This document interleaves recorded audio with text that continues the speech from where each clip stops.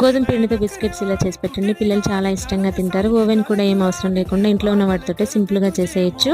దీనికోసం ఒక బౌల్లోకి అరకప్పు వరకు పంచదార పొడిని 2 యాలకులు వేసి ఇలా మిక్సీ పట్టుకొని తీసుకోవాలి.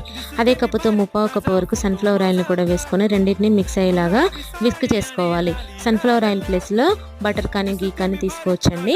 ఇప్పుడు దీంట్లో జల్లెడ పెట్టేసుకొని కప్పున్నర వరకు గోధుమ పిండిని తీసుకోవాలి. ముందుగా కప్పు వరకు గోధుమ పిండిని వేసుకొని 2 టేబుల్ స్పూన్ల శనగపిండి, బేకింగ్ సోడా, బేకింగ్ పౌడర్ వేసుకొని ఒకసారి కలుపుకున్న తర్వాత మిగిలిన అరకప్పు గోధుమ పిండిని ఇప్పుడు వేసుకొని అన్నిటినీ బాగా మిక్స్ అయ్యేలాగా చేతితో ఎక్కువ ప్రెషర్ పెట్టకుండా కలుపుకొని పిండి ముద్దలాగా చేసుకోవాలి.